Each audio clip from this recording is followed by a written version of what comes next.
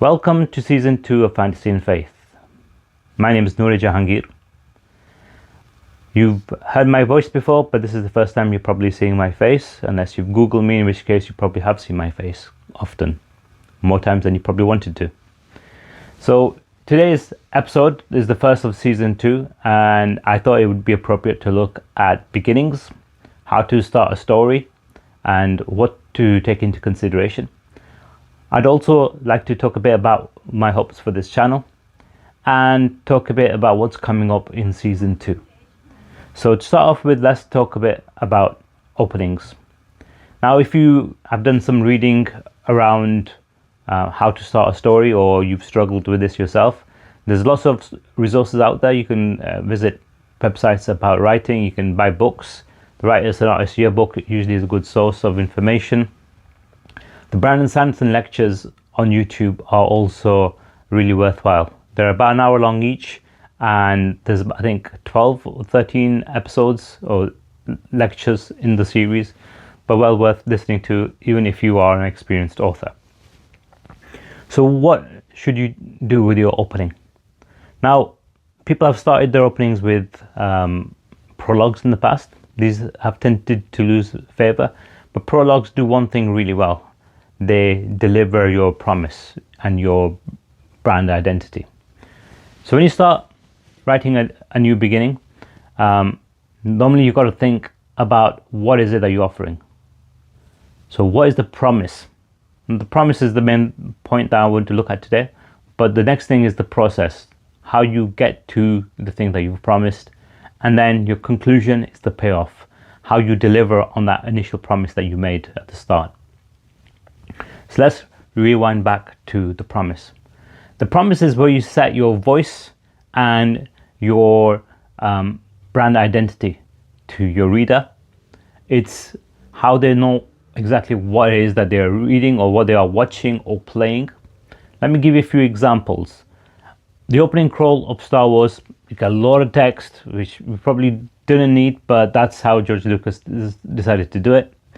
And then instead of starting with the main character, Luke Skywalker, he starts with a battle in space where the Empire has captured one of the Rebel Alliance's ships. And we see this whole kind of shootout happening. We're introduced to Darth Vader, Princess Leia, C-3PO and R2-D2. You could argue that R2 and C-3PO are actually the point of view characters that the story is told through, because this is one of the narrative devices that George Lucas uses, just in the same way that Akira Kurosawa does in Seven Samurai and many of his other films. But he does that to deliver the promise. This isn't a movie about a farm boy who lives on a desert planet and farms moisture for a living. It's the story about an intergalactic battle that's happening between the Empire and the Rebel Alliance. It introduces the villain in the opening scenes to show you that this is the main conflict or the main barrier that will be addressed in that story. Plus the laser fire, the lightsaber, all of that is saying this is the kind of movie you've gotten into. If you think about video games, Uncharted 2, the opening train scene, that gives you this instant connection with the character, that this person has a conflict that he needs to deal with immediately. And the good thing is, because he starts off with Nathan Drake, that you start connecting with Nathan Drake, but you have a difficult problem to solve. You got to use your ability to climb, you got to use some of your combat ability, and that sets up the whole game. This is what kind of game you picked up. It's an adventure game that involves a lot of climbing and jumping around and gunfights. What about in written fiction? I've got with me here a copy of The Hobbit. George R. Tolkien is a master of literature, and it's appropriate that we start with his work. So, chapter 1, Unexpected Party. In a hole in the ground there lived a hobbit. Not a nasty, dirty, wet hole filled with ends of worms and an oozy smell, nor yet a dry, bare, sandy hole with nothing in it to sit down on or to eat. It was a hobbit hole, and that means comfort. So the opening paragraph even the opening sentence, in a hole in the ground there lived a hobbit. So we're introduced to the concept that there's such a thing as a hobbit. Now, if you're unfamiliar with the Lord of the Rings, you automatically start thinking, well, what's a hobbit? And then he expresses the kind of hole it is.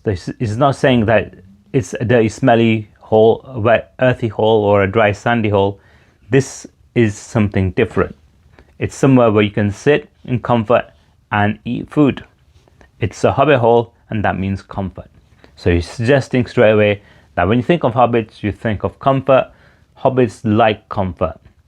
And he's setting up or premising the conflict that's about to happen. Because we know, we picked up a story, a fantasy story, an adventure story. He's not going to stay in comfort for long, whoever this hobbit is. So that's the promise. Your starting needs to deliver on this.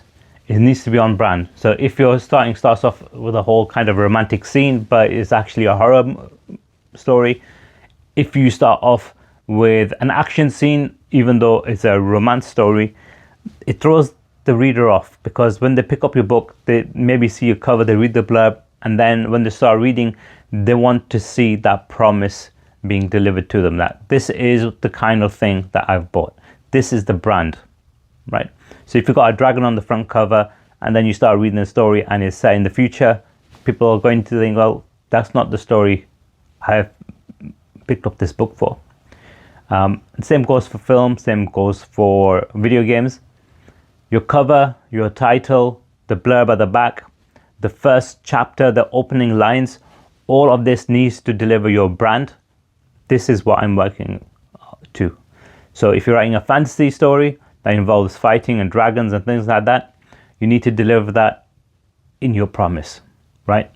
If you are writing a science fiction story, you need to deliver on that by using scientific wording, things maybe like spaceship, space shuttle, lasers, or using something that is uncommon. So for instance, the door iris to open.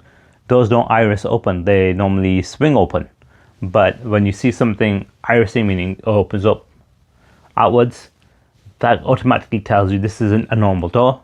This is set somewhere else or somewhere in the future. Therefore, you're delivering on the promise there.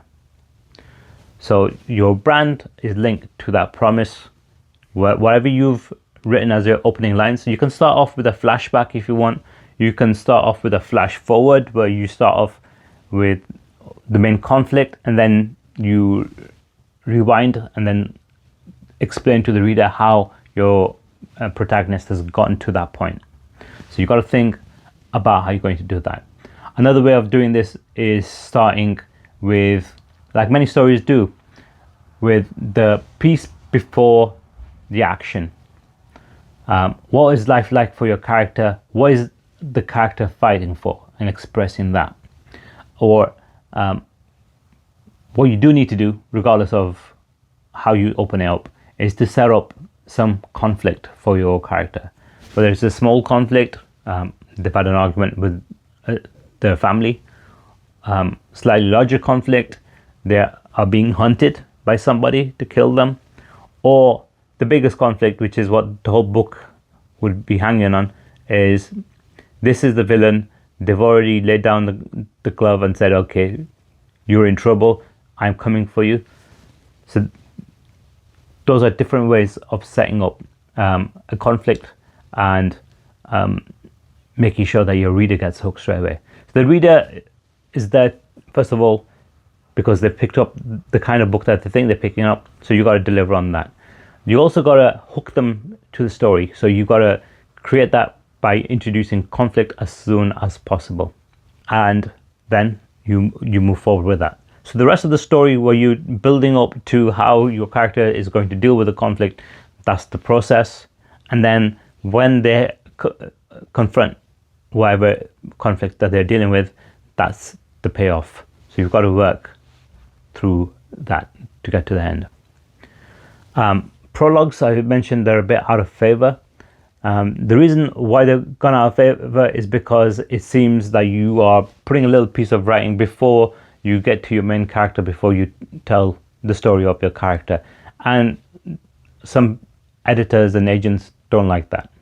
What I like about them is it allows you to create an instant of conflict. It sets up the later conflict, and it gives that promise. It delivers on that promise straight away that this is the kind of book you've picked up. I do not like flashbacks. So if you don't use a prologue, or you cut straight to where the action starts in your story and don't have the easygoing, peaceful bit of the character's life to start off with, then you got to do all of that in flashbacks. And flashbacks, I think, are a weak way of doing it. The other way of doing it would be to have your character narrate or tell his story to other characters through dialogue and say, well, this is why I'm doing what I'm doing. That works. But sometimes it's better just to show exactly what life was like before things turn bad. It helps us get an idea of who your character is, what the stakes are, before we get straight into the action. So think about that. Now, what do I want from season 2 of Fantasy and Faith? I want to be able to deliver on inspirational interviews with established and new authors. I want to give a platform for Muslim writers and writers of other faiths to be able to say what it means to them, what their faith means to them, and how it contributes or shapes the way they write. And coming up, I've got a number of authors lined up for you. Next week, hopefully, Adrian Tchaikovsky, the Arthur C. Clarke award-winning author of 60 plus books, is going to be my first guest for season 2.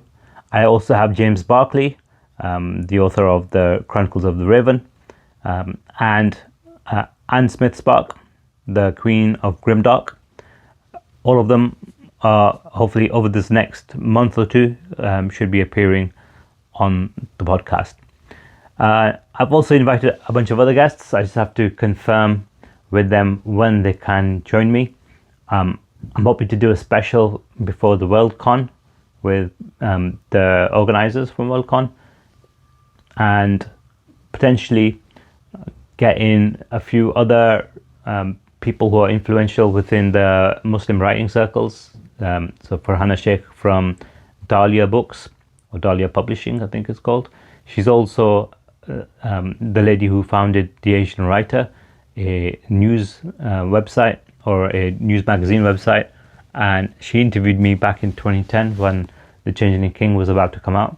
So it'd be nice to catch up with her and talk a bit about why she started Dahlia Books and why she started Asian Writer, and hear about her writing too. If you've got any ideas of what you'd like to see, feel free to message me in the comments. I do reply to every message as long as it's a genuine message and not just some random comments. Although I have replied to random comments too, and some of those random comments are quite interesting. And hopefully we're in for an interesting time. So stay with me, and I will get back to you soon.